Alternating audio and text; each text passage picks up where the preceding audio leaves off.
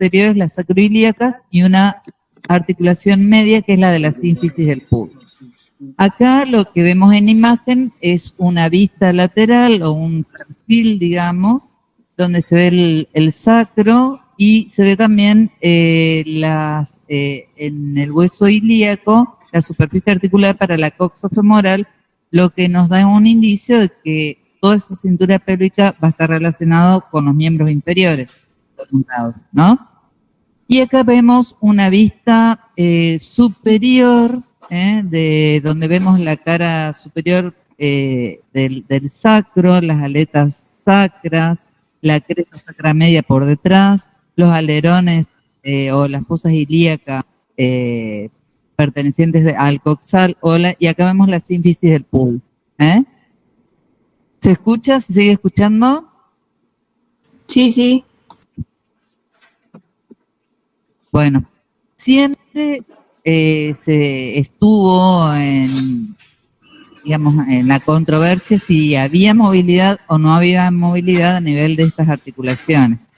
En un primer momento se dijo que solamente había movimiento durante el embarazo o el parto, pero hoy en día se sabe que hay ligeros movimientos, no son movimientos que podamos medir, son muy pequeños movimientos, pero que acompañan a la bipedestación, a la marcha, a la sedestación, porque acuérdense que el sacro forma parte de la columna vertebral, entonces a cada movimiento en el tronco también va a haber algo de movilidad a nivel de la sacroilíaca.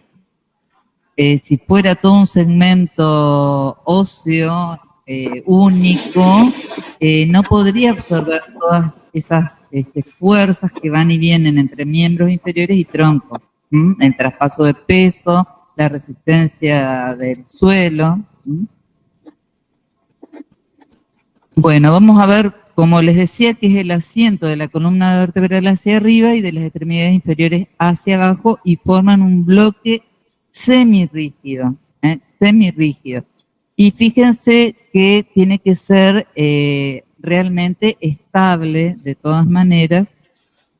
Y acá tenemos en color lo que sería el anillo pélvico, que está formado por el estrecho superior, que es muy importante, ahora vamos a ir viendo, y que no solamente permite el paso de fuerzas o la descarga de peso, sino también que aloja importantes órganos, vísceras ahí. Fíjense lo que nosotros hemos detallado, que también lo llamamos estrecho superior, está formado por el promontorio, es decir, el borde anterior del sacro, hacia los lados, fíjense la línea indominada, la cresta pectínea, y termina por delante en la sínfisis del pubis. Forman un anillo único y completo.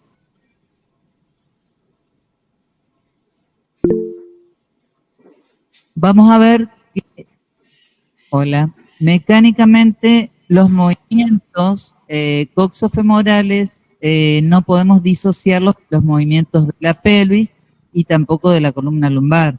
O sea, va a haber esa cintura pélvica, va a acompañar a todos los movimientos de miembros inferiores y de tronco.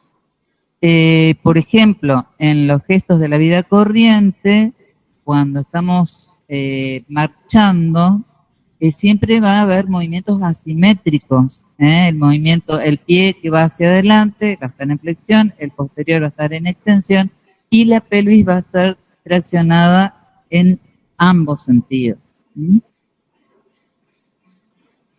Si la pelvis fuera una pieza rígida, no resiste torsiones inversas repetidas. Esa es la razón porque en vez de un solo hueso hay 3 huesos formando la cintura pélvica. Participan todos los movimientos de tronco y también vemos que el sacro arrastra a los ilíacos en anteversión y en retroversión también. La fisiología de estas articulaciones consiste justamente en esto, en absorber las tensiones a través del sistema ligamentario que une esas articulaciones, que se dice que es el sistema ligamentario más potente del cuerpo humano.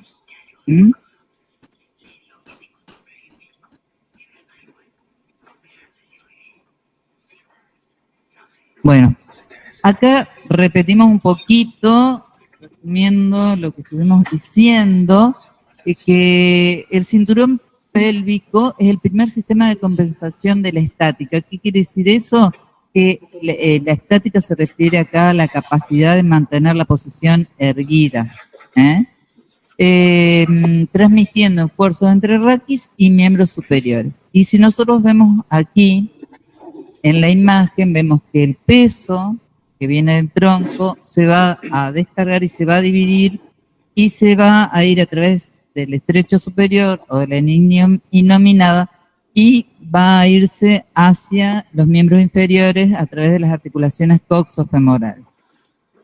Y a su vez, también desde el suelo va a recibir una fuerza de reacción que va a ser compensada a través del peso que viene de arriba y por otro lado a través de la sínfisis del pubis, y se va a formar todo un sistema de fuerzas que van a formar un anillo completo, que era lo que veíamos hoy, el anillo completo que estaba en rojo. Es todo un sistema de fuerza. Además, existe también un sistema trabecular, es decir, las trabéculas óseas van a estar orientadas de tal manera de permitir una mayor resistencia a digamos, a las fuerzas que reciba o a la tracción. Ese conjunto de fuerzas constituye un anillo completo representado justamente por el estrecho superior, que es lo que veíamos hoy, que formaba parte de la osteología también. Y aquí vamos a ver que cualquier ruptura o solución de continuidad en este anillo va a repercutir en la totalidad del anillo. Por eso es tan importante. Por eso son tan importantes los ligamentos que unen esas articulaciones. Y cualquier proceso que aqueje algún sector de este anillo va a provocar la ruptura del anillo y por lo tanto va a provocar problemas de varios tipos a este nivel.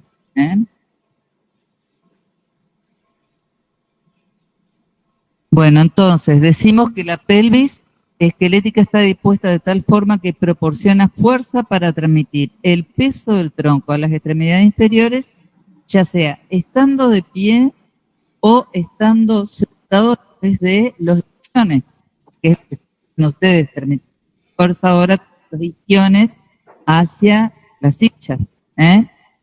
Y además es sostén de las vísceras.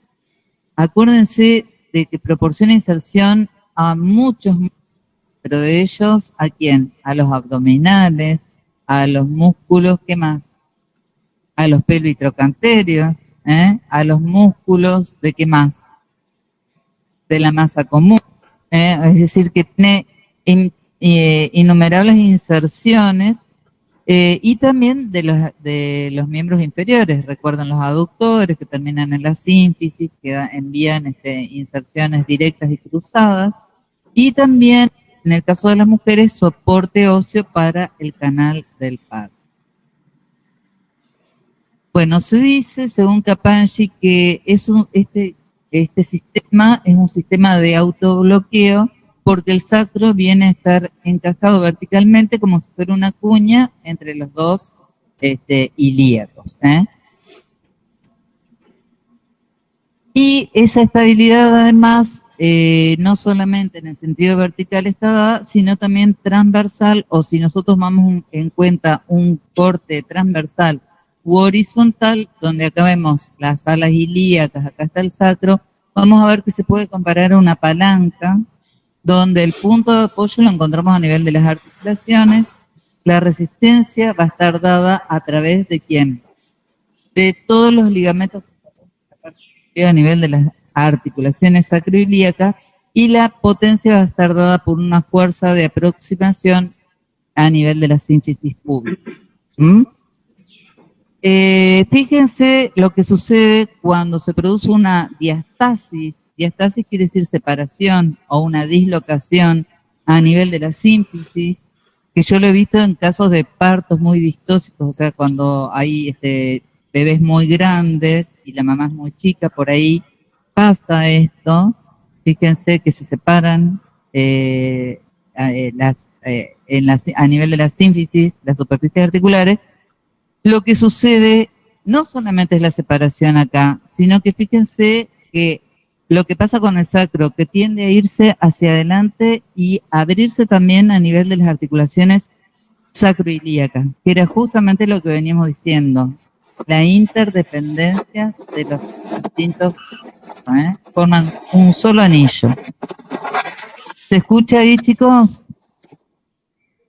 Hola, hola, hola. Sí, profe, se escucha. Ah, gracias. Bueno, vamos a ver también de qué hay diferencia de la cintura pélvica del hombre y de la mujer. ¿eh? La pelvis femenina es más ancha, es más extensa, transversalmente es menos alta que la del hombre. El estrecho superior es más ancho también en la mujer que en el hombre.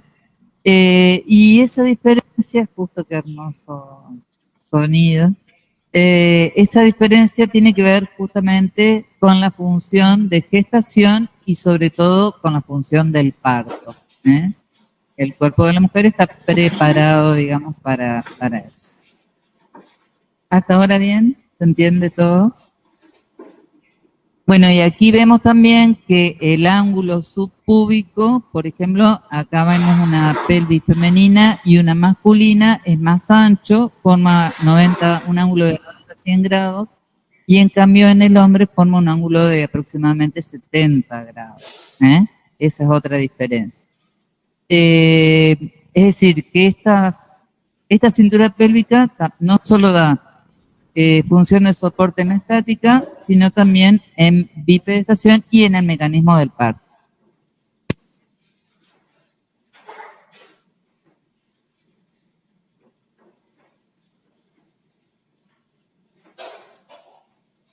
Disculpen que interrumpí.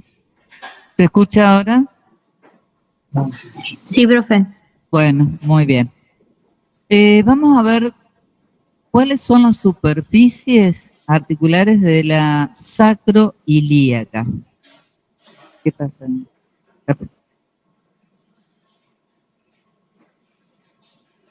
Tenemos un problema, chicos,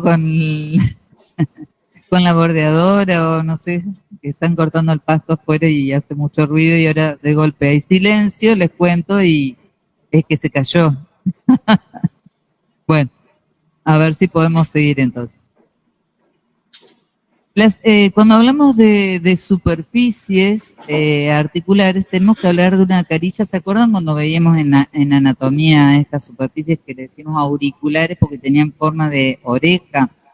Tenemos una superficie a nivel de, si abrimos como si fuera un libro la articulación, tenemos el coxal y acá tenemos la superficie articular que va a tener en su parte central una cresta incurvada, por lo que se le llama riel cupato, una cresta en el medio, en la parte media, formando un arco de círculo, y si ustedes ven el centro del círculo va a estar dado en la parte posterior a nivel de la tuberosidad ilíaca, que es donde se insertan todos esos ligamentos que refuerzan la articulación. Y si nosotros vemos en la parte del sacro, vamos a ver que tenemos también una superficie incurvada, pero en lugar de ser un riel ocupado, va a ser un riel O. Es decir, que en lugar de una cresta, a nivel del sacro, va a haber, digamos, una depresión, que también va a formar un círculo y el punto del centro del círculo va a estar ubicado también hacia la parte posterior del primer tubérculo sacro, donde también encontramos la inserción equivalente de los mismos ligamentos, porque unimos la superficie, son las mismas inserciones. ¿Se entiende eso? Riel ocupado, riel hueco.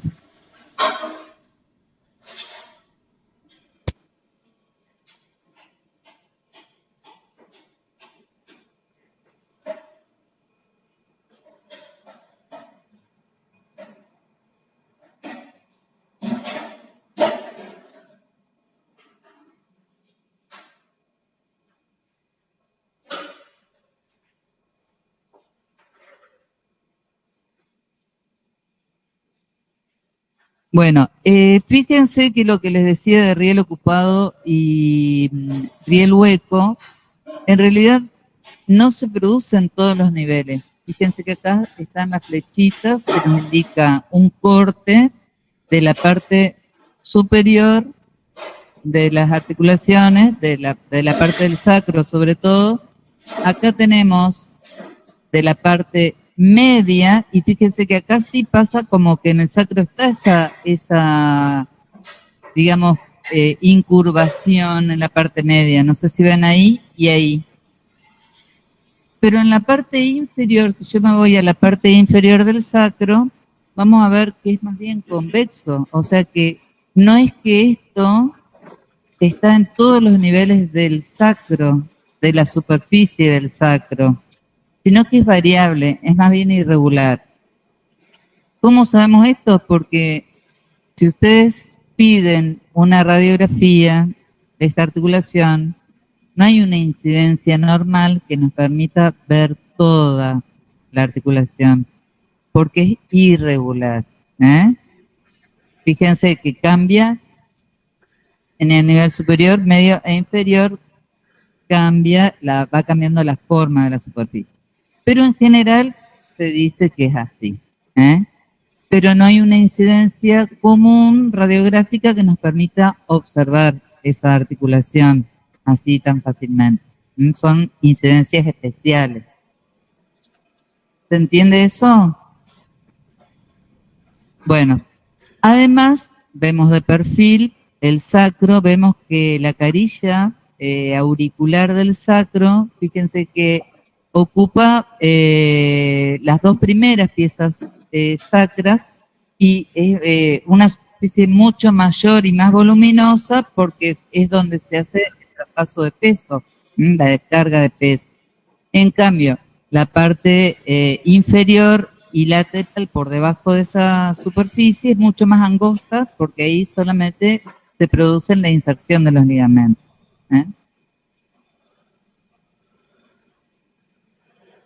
Bueno, ahí tenemos imágenes.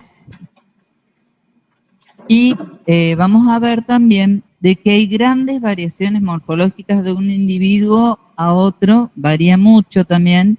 Y Delmas, ¿se acuerdan de Delmas?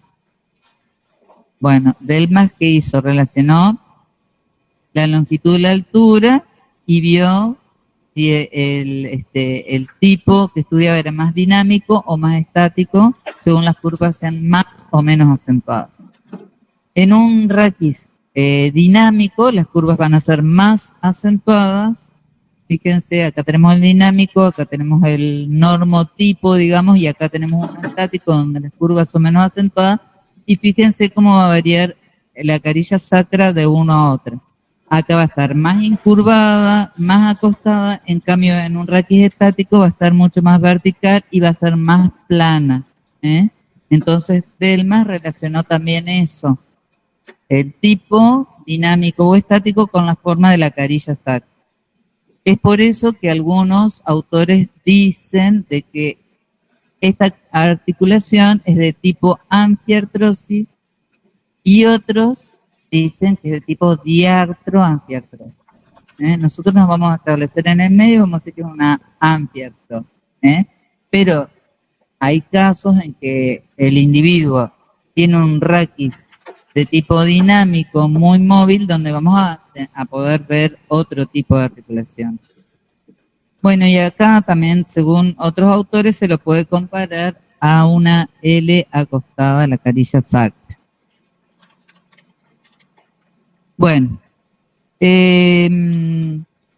otros autores dicen que la aurícula del sacro es más estrecha, es más larga y estrecha en el sacro que en el ilíaco. O sea que hay variaciones también en la carilla entre el sacro y el ilíaco. Y que se observaría una depresión central. La depresión sería más bien central. Ay, por favor. Esa depresión central se correspondería a una elevación en la carilla del ilíaco que se llama tubérculo de Bonaire o de Bonner. Se correspondería. También este autor nos habla de que todos los ligamentos están ubicados u orientados de manera de oponerse a las fuerzas que llegarían hacia abajo, la fuerza del peso, y una fuerza que tendería a bascular el sacro. Entonces, fíjense, estarían los ligamentos craneales oponiéndose a la fuerza del peso que llevaría hacia abajo el sacro, y también ligamentos en sentido caudal que se oponen a la fuerza que los llevarían, bascularían hacia abajo o hacia atrás. ¿Se entiende? Terrible esto, ¿no? Bueno, fíjense que el hueso ilíaco no tiene una cualidad motora intrínseca. ¿Qué quiere decir eso? Que el ilíaco no tiene músculos que movilicen especialmente al ilíaco en la articulación sacroilíaca, sino que va a estar asociada a movimientos del tronco o a movimientos de los miembros. Siempre va a ser así. Es decir, que la movilidad ilíaca es resultante de la puesta en acción de diferentes cadenas musculares, que atraviesan o cruzan la cintura pélvica y se va a mover a través de pares de fuerzas constituidas por cadenas de tronco y de miembros inferiores. No hay un músculo que diga, este músculo actúa sobre el sacroilíaco y moviliza esa articulación o la síntesis del cúbito. Bueno, como les decía, nosotros vamos a tomar como que es una articulación de tipo de las anfiartrosis, y algunos la pueden llevar a catalogar como diartroanfiartrosis. ¿Por qué diartroanfiartrosis? También uno por el tipo dinámico y otro porque tiene un esbozo de cápsula articular que es fuerte y corta en la parte anterior y es casi inexistente en la cara posterior. Y como les decía también, posee un fuerte y complejo aparato ligamentoso que algunos consideran los ligamentos más fuertes del cuerpo humano. Bueno, fíjense que son numerosos, son importantes, son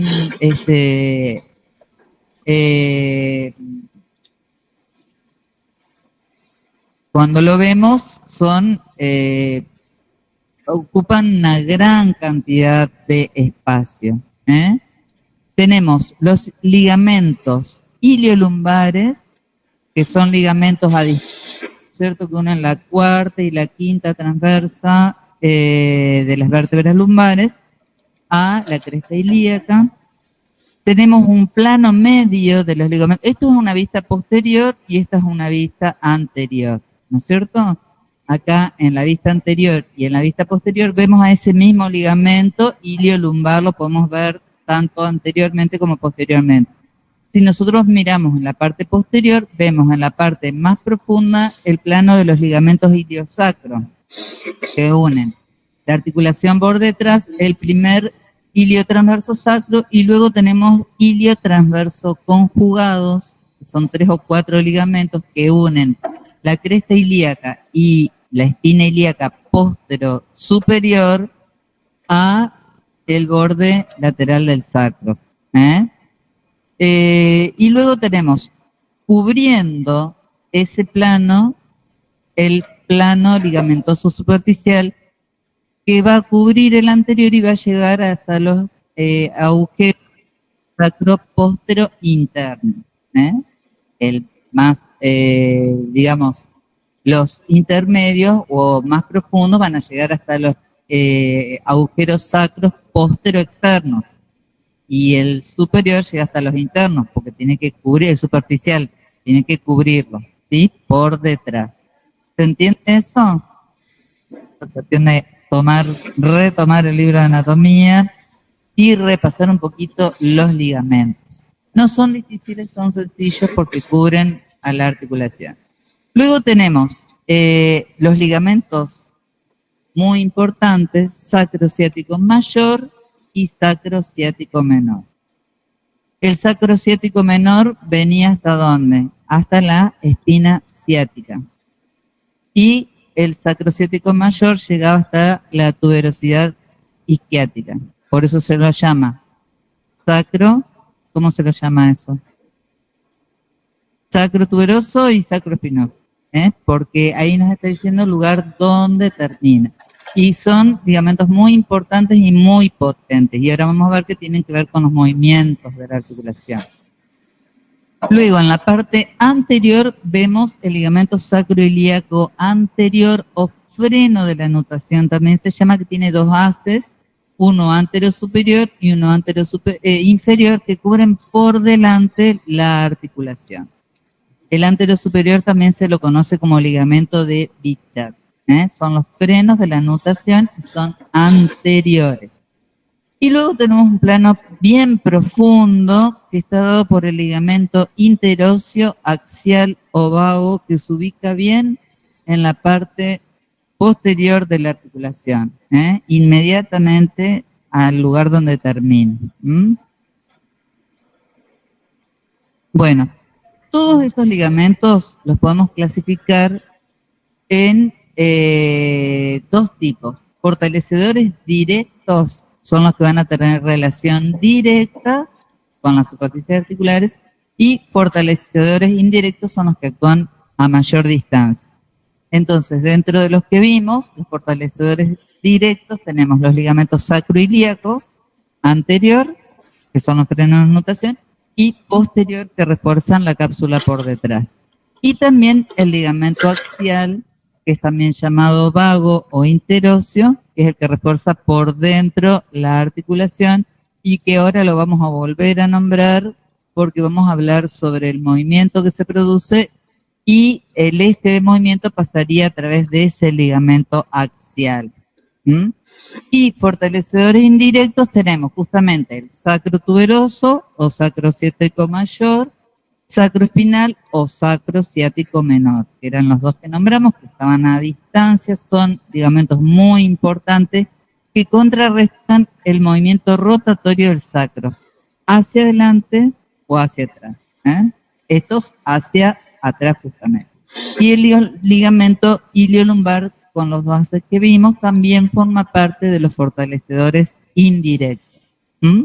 ¿Estamos? Ahí tenemos imágenes de cómo podemos ver los ligamentos, una imagen desde arriba. Fíjense cómo acá tenemos los ligamentos que fortalecen y cierran toda la articulación. ¿Qué vemos por acá también? En la parte anterior. El común anterior, o sea, todos esos ligamentos también están en relación con esta articulación. Seguimos viendo ligamentos.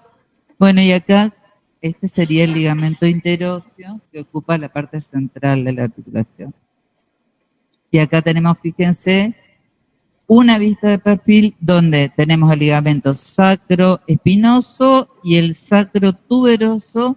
Y fíjense que nos quedan delimitados estos dos grandes orificios, que son el foramen ciático mayor y el foramen ciático menor, lugar de paso de importantes elementos vasculonerviosos, ¿sí? Bueno, movimientos de la articulación sacroiliaca. Antes que nada, la amplitud tenemos que decir que no es mucha y que además es variable según las circunstancias y según los individuos. Según el tipo morfológico, según las circunstancias. Por ejemplo, en una mujer embarazada los movimientos van a ser mayor porque hay una inhibición acuosa y un cambio hormonal que favorece la movilidad articular. Y es muy importante entonces en lo que respecta a la fisiología del parto. Los movimientos que se producen en la articulación sacroiliaca se llaman nutación y contranutación. La palabra nutación quiere decir oscilación, es decir, que el movimiento que hace el sacro es un movimiento oscilatorio. El primer movimiento que vemos es el de nutación, donde vemos que el sacro, fíjense acá tenemos la flechita roja, gira de tal manera que el promontorio se desplaza hacia abajo, el promontorio es la parte superior, se desplaza hacia abajo, y el vértice del sacro se desplaza hacia atrás. Se ve ahí, ¿no? Las alas ilíacas se van a aproximar y las tuberosidades isquiáticas se van a separar. Produce ese movimiento. Eso durante la nutación. A su vez, si nosotros miramos los diámetros, ¿qué va a pasar con el diámetro anteroposterior del estrecho superior? Va a disminuir y el del estrecho inferior va a aumentar. Y ahora vamos a ver qué tiene que ver esto con el parto. Porque la nutación se produce justamente en el momento expulsivo del feto, al momento del parto. Por eso aumentan los diámetros inferiores, disminuyen los superiores.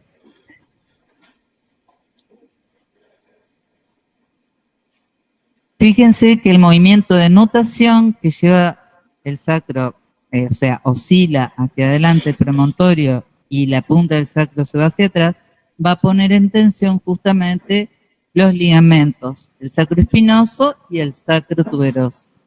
Y en la parte anterior, fíjense, el movimiento ese también va a tensar los frenos de la nutación, el ligamento sacroilíaco anterior. La contranutación es el movimiento opuesto. ¿Qué va a pasar durante la contranutación? El promontorio se va a desplazar hacia atrás y hacia arriba, la punta del sacro se va a desplazar hacia adelante, las alas ilíacas se van a separar y las tuberosidades isquiáticas se van a aproximar. ¿Se entiende? Si nosotros vemos los diámetros, ¿qué va a pasar? Va a aumentar el diámetro en la parte anterior superior y va a disminuir en la región antero-inferior. Este movimiento de contranutación se produciría en el primer estadio, cuando la cabeza del feto se encaja en el canal del parto. Entonces, se produce una apertura mayor por arriba y la nutación en el momento de la expulsión. ¿Se entiende? ¿Qué no entendiste?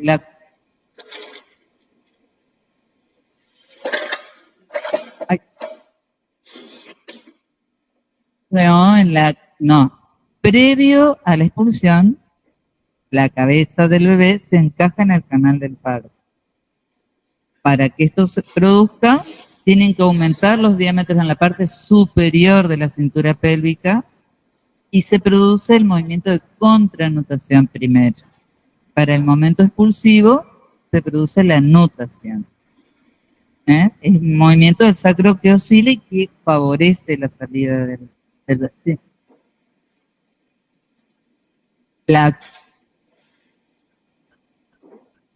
¿Cómo? Sí. Hacia atrás. Se va hacia atrás, sí, arriba. Hace esto el sacro. El premontorio va hacia adelante y la punta del sacro va hacia atrás.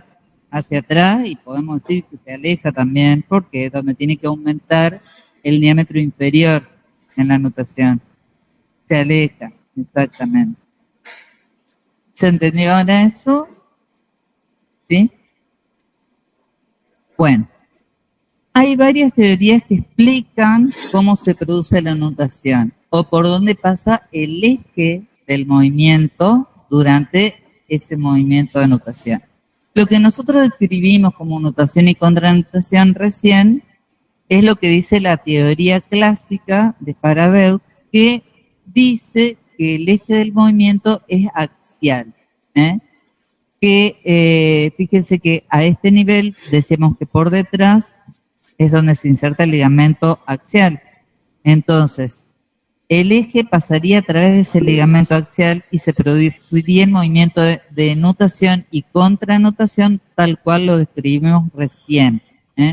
Se produce un movimiento de báscula del sacro, el eje va a ser el ligamento axial, va a haber un desplazamiento angular con un centro retroauricular, quiere decir que el centro está por detrás de la aurícula.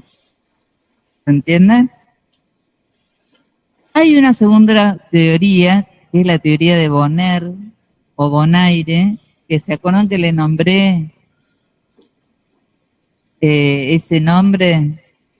¿Cuándo se los nombré? ¿Qué les dije que era?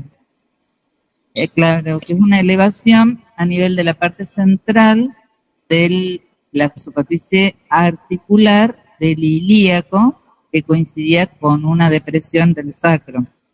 Bueno, esa segunda teoría, ven cómo lo ubica al eje del movimiento, a nivel del tubérculo.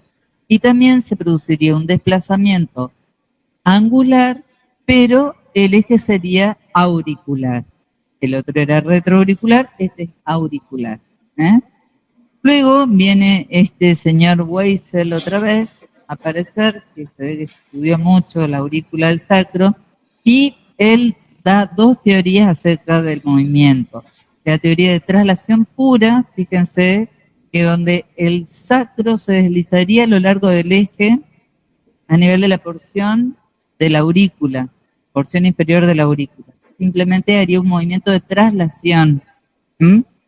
Y luego retoma la teoría otra vez del movimiento angular, pero ubica el eje del movimiento preauricular, alejado de las superficies articulares, y ese eje variaría de un individuo al otro de acuerdo a una circunstancia u otra, pero también con la idea otra vez del movimiento angular, centro del movimiento preauricular.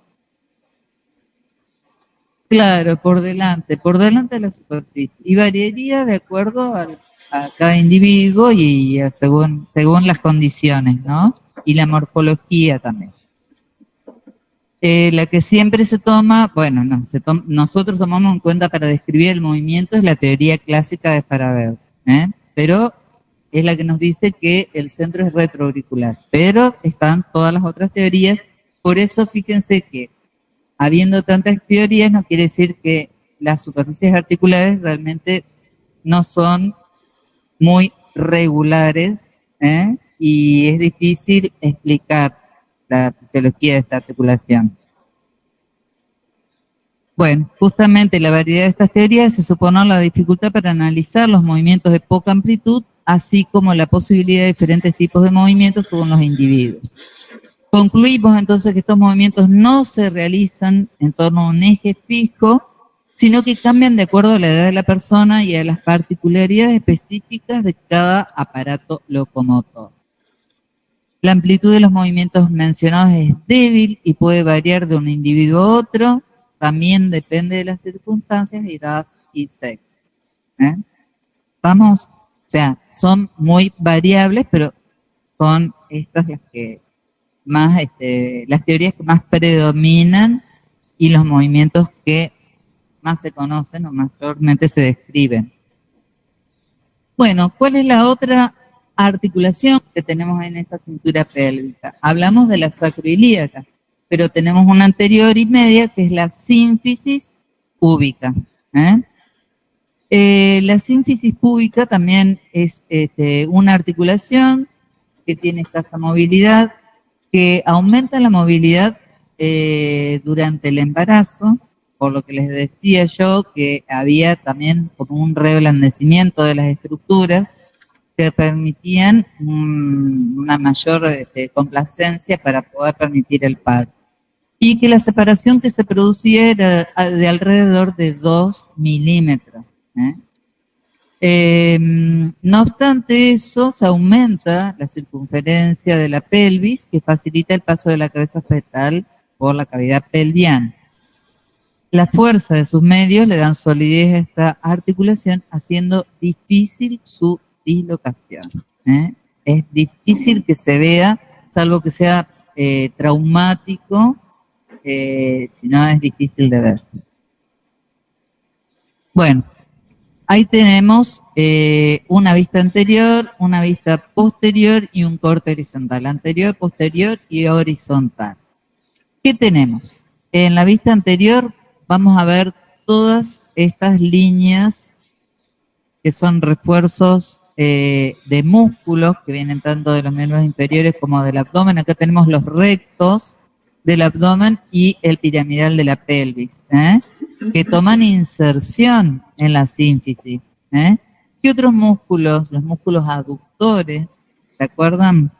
Que toman también inserción, el recto interno o grácil.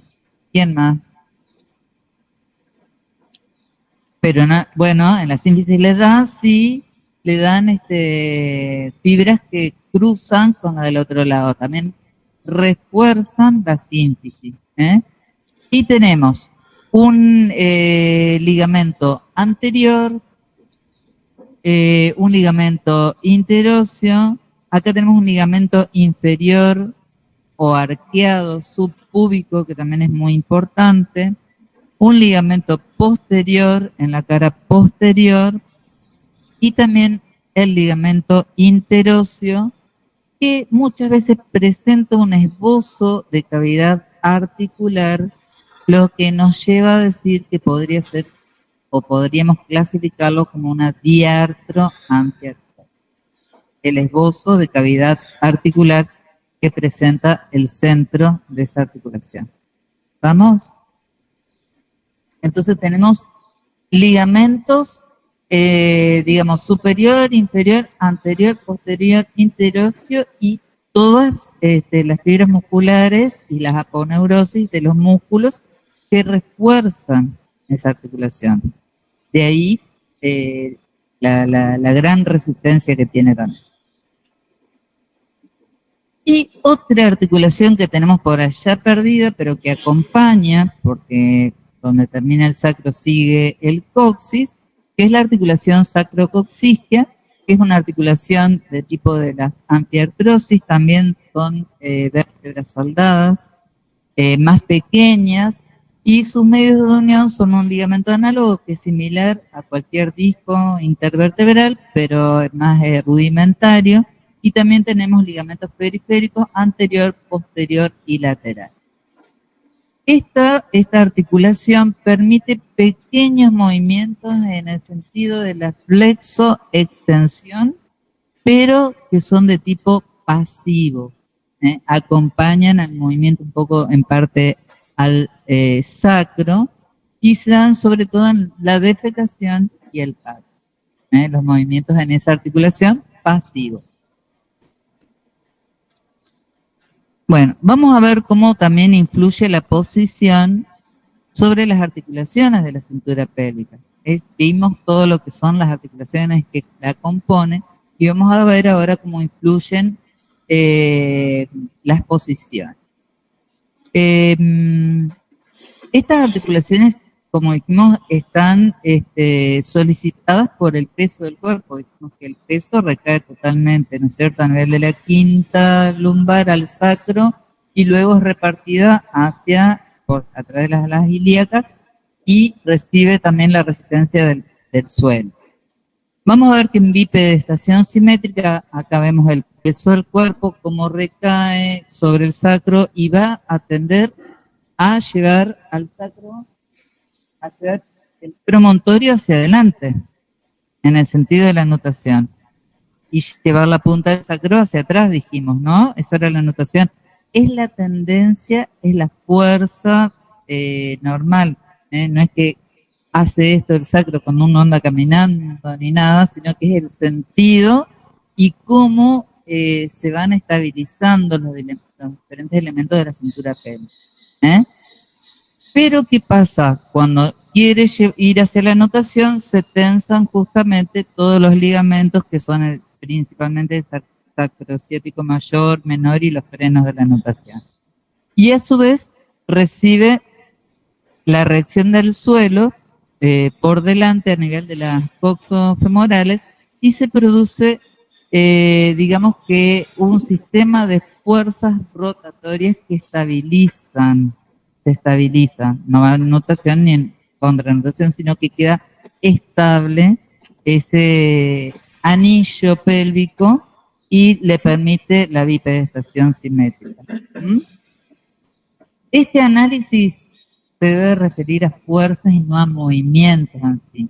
O sea, primero tenemos el peso del cuerpo y la reacción del suelo, y forman entonces, dijimos, una pareja de rotación.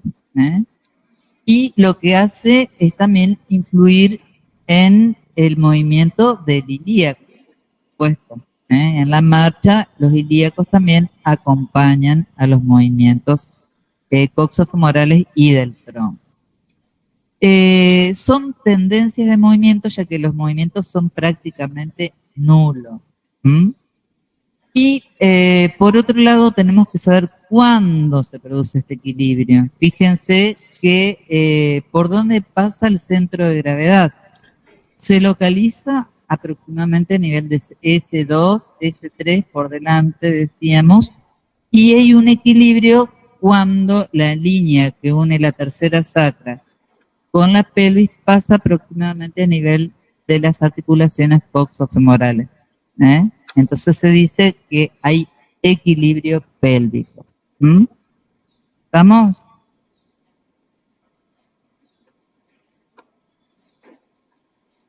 Se complicó un poco. Y yo simplemente ver hacia dónde va, el freno que tiene, la otra fuerza, qué es lo que tiende a hacer, y cuando se produce el equilibrio decimos que está en línea la pelvis con la tercera sacra, y digamos que fíjense que tiene que pasar la línea por la cabeza de los femorales, de la articulación de cadera, ¿no? Bueno, eso era en apoyo bipodal. Ahora, cuando nosotros nos mantenemos en un solo pie, ¿qué va a pasar? Fíjense, el peso del cuerpo se repartía todo igual, la reacción del suelo. Supuestamente el equilibrio transversal de la pelvis lo mantienen ¿qué músculos? A ver si saben. Hay una maniobra que se llama o signo de Trendelenburg, ¿lo conocen? ¿Lo han escuchado? El glúteo medio y glúteo menor, ¿no es cierto? Tratan de mantener el equilibrio, pero muchas veces pasa que esta articulación, la de la sínfisis,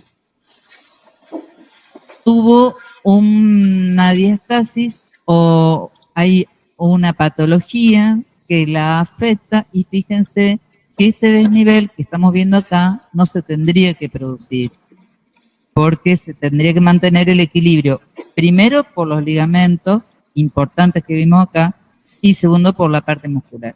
Pero cuando hay una diastasis o hay algún trastorno de esta articulación, lo que pasa es que desciende el miembro que está en suspenso, desciende y mucho, y se nota esa diastasis. Entonces queda alterado toda la movilidad de la gente. Si bien hay una tendencia a descender, se mantiene unido, no pasa esto habitualmente cuando la articulación está indemne o sana. ¿Se entiende? Bueno, por eso la solidez mecánica del anillo pélvico condiciona tanto la bipedestación como la marcha. Imagínense si a cada paso que yo doy se produce eso, son cuadros muy dolorosos y generalmente requieren una intervención, a veces, muchas veces quirúrgica. Bueno, también tenemos que ver la posición sobre las articulaciones de la cintura pélvica en decúbito, ya sea que los miembros inferiores estén flexionados o extendidos. ¿Qué va a pasar cuando los miembros inferiores están extendidos? Van a traccionar los músculos flexores y se produce una báscula de la pelvis en anteversión, porque tiran, cuando uno se acuesta boca arriba, tiran los flexores, pero fíjense que la punta del sacro va a irse igual hacia adelante, no va a ir hacia atrás, va a ir hacia adelante. Esto hace que aumente el diámetro superior y disminuya el diámetro inferior. Esto corresponde a lo que es la contranutación y es la posición con los miembros inferiores extendidos, donde que se da en la primera parte del parto, cuando la cabeza del bebé encaja para nacer.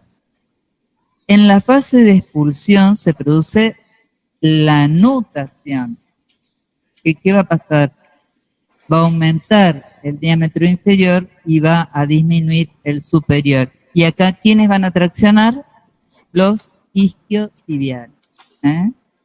Entonces, en la segunda etapa se produce la nutación que aumenta el diámetro del estrecho inferior para permitir la expulsión del feto.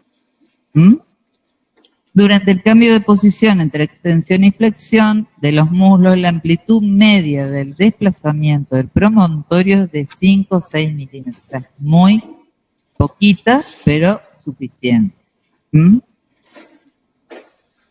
Bueno, entonces eso es en cuanto a cintura pélvica, movimientos y relación con la... ¿Todo bien, chicos? ¿Seguimos?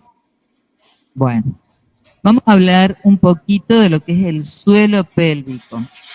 ¿Por qué hablamos de suelo pélvico ahora? Porque tiene que ver en cierta manera con lo que es la cintura pélvica y porque hoy en día justamente el kinesiólogo se aboca mucho a la reeducación del suelo pélvico.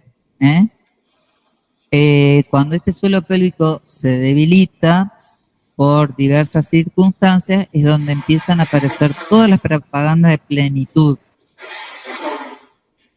¿Vieron todos los apósitos, todas las toallitas y todo para la incontinencia? Bueno, nosotros tenemos que pelear contra eso porque tenemos que trabajar el suelo pélvico para que esa incontinencia no llegue a ser un factor de molestia ni de perturbación de la vida normal de una persona. Entonces, bueno, el kinesiólogo hoy en día tiene una especialidad que se dedica a la reeducación del suelo pélvico. Vamos a ver que la cavidad pélvica se va a cerrar caudalmente por un conjunto de planos musculares y faciales que se denomina suelo o piso pélvico, también lo van a encontrar, y va a estar formado por un plano profundo de músculos. Van a encontrar a ese nivel 3 planos, un plano profundo, medio y superficial. El plano que nos interesa a nosotros para reeducación, o que es más importante, es el plano profundo, porque es lo que nosotros vamos a llamar diafragma pélvico, que es análogo al diafragma que encontramos, el músculo diafragma, a nivel del tórax. Está formado ese diafragma pélvico por los músculos elevador del ano y por el músculo isquiococcígeo, que hay uno a cada lado de los músculos isquiococcígeos. Todos esos músculos van a estar revestidos por fascias, a su vez que van a tener una importante función. Este músculo cierre, se lo llama también el elevador del ano, forma como un péndulo y es simétrico al diafragma torácico. Tiene la misma función de separación y de contención visceral que su homólogo, y también incluye agujeros que dejan pasar órganos importantes. Este diafragma, dispuesto de modo de cuenco, presenta en el centro la hendidura de los elevadores, que por donde sale la uretra y el recto en el varón, y la uretra, vagina y recto en la mujer. ¿Se acuerdan que el diafragma permitía el paso de quién? Torácico. ¿Sí qué más? Ajá. De la vena cava. ¿Y de qué más? ¿Del esófago o no? Bueno, entonces fíjense qué importante. Acá también tenemos justamente esos orificios que tiene el elevador del ano. Si nosotros vemos cómo está constituida la pared pélvica, acá vamos a tener, estos dibujos están en Kapanji, están claros. Acá tenemos, fíjese, una hemipelvis derecha en una vista interna. Sacamos el dorsal izquierdo, y podemos ver ahí Y vamos a tener que entre el sacro coxal y los ligamentos, el sacro tuberoso y el sacro espinoso, van a quedar delimitados esos orificios de los que hablamos hoy. La gran incisura, o también llamada, la van a encontrar como foramen mayor o ciático mayor, que es la gran incisura. Y vamos a ver que por esa incisura va a pasar el músculo piriforme. Acá, fíjense que atraviesa el piriforme, también llamado piramidal. ¿Lo recuerdan? Que se insertaba por delante del sacro y termina en el trocánter mayor. Forma parte de los pelvitrocanterianos. Sí. Y entonces acá también tenemos este amarillo, es el nervio ciático, nervio ciático mayor, y la arteria glútea. Luego, entre la pequeña incisura, que estaba delimitada por esos dos ligamentos, va a pasar otro músculo que se llama como obturador interno, que se acuerdan que también estaba inserto en el contorno del agujero obturador, membrana obturatriz, y se insertaba también en el trocánter mayor, a nivel de su cara interna. Bueno, y por ahí también entonces pasa la arteria isquiática. Todos esos son músculos rotadores de la cadera. Acá también tenemos el psoas y el ilíaco, como enmarcando la pared ilíaca, ¿sí? A su vez, agregamos por último ese músculo que encontramos en la parte inferior, que es el llamado elevador del ano, y van a ver que toda esa capa muscular, todos estos músculos van a formar justamente el cierre de la cintura pélvica por debajo. Entre todos esos músculos se va a producir el cierre, que por supuesto va a dar paso a conductos importantes como el ano, la uretra y la vagina en la mujer. La parte muscular de la parte de los músculos profundos es similar en el hombre y en la mujer. Luego, lesiones más importantes pasan en las capas medias y en la superficial, que es lo que se denomina periné. Bueno, ahí tenemos una analogía, fíjese, entre el diafragma y el suelo pélvico. Acá tenemos justamente el músculo elevador del ano, que está formado por diferentes partes. El pubo rectal, el pubo coccígeo y el ilio coccígeo. Son las tres porciones que forman el músculo elevador del ano. Y acá fíjense cómo tenemos. El suelo pélvico está en verde, que está formado por el elevador del ano y el coccígeo, y las paredes laterales que van a estar formadas justamente por el piramidal y el piriforme y el obturador interno. Son los que producen el cierre. Acá tenemos una vejiga y la cavidad pélvica. Bueno, fíjense que el elevador del ano tiene las tres porciones, como dijimos. Y bueno, y tiene una amplia capa muscular con distintos haces envolviendo el agujero anal.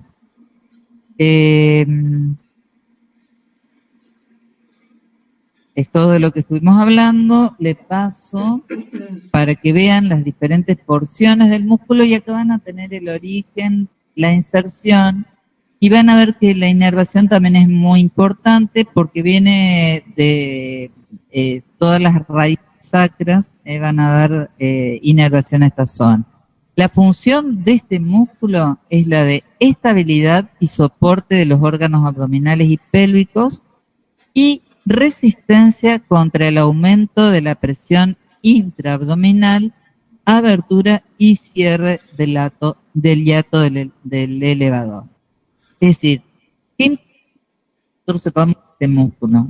Este músculo, sobre todo en la mujer, es donde se debilita más, y justamente porque es el que opone resistencia a la gran presión que ejerce en la mujer embarazada el peso del bebé y la presión de la cabeza. Entonces, muchas veces se producen desgarros, se producen lesiones, distensiones, que dan lugar a lo que se llama prolapso. Prolapso es el descenso de los órganos de la cavidad pélvica, y esto también puede llevar a incontinencia, no solo urinaria, sino también fecal. Y por eso es importante que nosotros sepamos que esto puede ser reeducado y vuelto a su funcionalidad a través de técnicas y maniobras kinésicas. Y debajo de todo esa capa profunda muscular que cierra, encontramos lo que es los planos perineales, que dijimos que es lo más superficial, y que topográficamente el perineo se delimita entre la sínfisis del pubis, que lo encontramos acá, las ramas isquiopubianas, y los ligamentos sacrotuberosos y el coxis, que es el último eslabón, ¿no es cierto?, en la columna. Una línea transversal que une entre sí las dos tuberosidades isquiáticas va a dividir el periné en dos porciones. Una posterior o anal y el periné anterior, que es urogenital. El periné posterior está ocupado por el conducto anal y por dos espacios laterales, las fosas ionales, y el posterior es similar a hombre-mujer, el periné. Varía el anterior, sobre todo.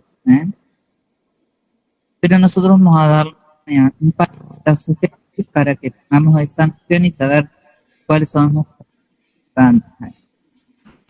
Acá tenemos una imagen en la parte superior, una imagen, un corte frontal, donde vemos el cierre, que es en forma de embudo, es oblicuo, esto en rojito, sería lo que es el elevador del ano, y por debajo encontramos al periné, que cierran la parte más superficial.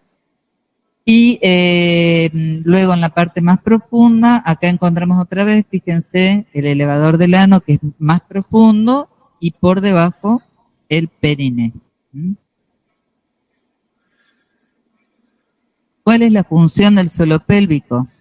Sostén de órganos pelvianos, continencia sexual y reproductiva. El suelo pélvico femenino se ve sometido a grandes traumatismos, especialmente durante el parto, en el cual el recién nacido debe abrirse camino mediante la fuerza a través de la hendidura urogenital. Esto puede tener consecuencias en la estática pélvica y desencadenar diferentes tipos de prolapsos urogenitales, que era lo que veníamos hablando. Y acá podemos ver un suelo pélvico normal y un suelo pélvico debilitado, donde las vísceras y los órganos van descendiendo y van perdiendo función. Bueno, por último, medio para ir cerrando, vamos a decir que esta cintura pélvica de la que estuvimos hablando no tiene músculos que les son propios, como veníamos diciendo, pero sí van a estar rodeados por potentes músculos, y tenemos los erectores de tronco, psoas, cuadrado lumbar, piramidal de la pelvis, abdominales y glúteos, todos ahí en relación. Ninguno de esos músculos actúa directamente sobre las articulaciones sacroilíacas, ni está en capacidad de realizar un movimiento activo o voluntario sobre ellas, pero sí a través de movimientos de otras articulaciones, ya sea las coxofemorales, los movimientos de la columna lumbar o de la sínfisis, cambios posturales, cambios de peso, pueden desarrollar momentos de fuerza capaces de realizar esos pequeños deslizamientos o tensiones en las articulaciones sacroilíacas que favorezcan y que no constituyan simplemente un bloque totalmente rígido. Por eso es semi-rígido, no es rígido. ¿Sí? Las investigaciones permitieron desarrollar el modelo de acción cruzada de los músculos anteriormente mencionados, permitiendo un total control del funcionamiento de la articulación. Bueno, estudios que se realizaron a través de electromiografías revelaron la importancia de la contracción de los músculos abdominales, por ejemplo, oblicuos y piramidal de la pelvis, en la estabilización de las articulaciones sacroiliacas durante actividades tan elementales como estar sentados en una silla. Por eso, fíjense que los músculos, si bien no actúan directamente, lo hacen de manera indirecta. La excesiva laxitud ligamentosa, cuando están muy laxos los ligamentos o los músculos están muy débiles, se pueden producir desequilibrios y se pueden desarrollar cuadros dolorosos.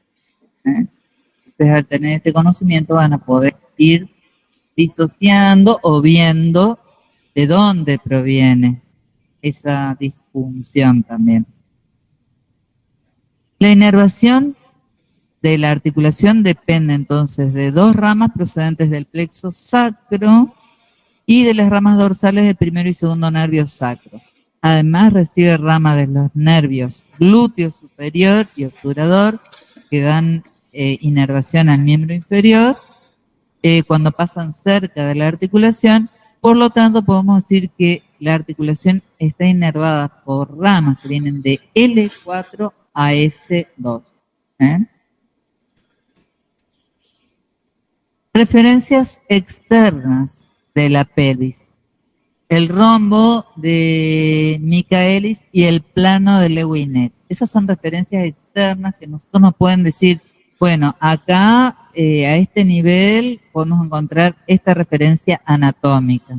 Por ejemplo, en el rombo de Michaelis podemos ver qué puntos estamos, en qué nivel nos encontramos o a qué nivel nos encontramos dentro de lo que es la parte osteomioarticular. La parte superior de este rombo va a estar dado por el extremo inferior del sillón raquídeo, que si vemos en una radiografía más o menos va a estar entre L4 y L5. Y si nosotros trazamos una línea, vamos a encontrarnos con que está a nivel de las dos crestas ilíacas por detrás, la parte superior.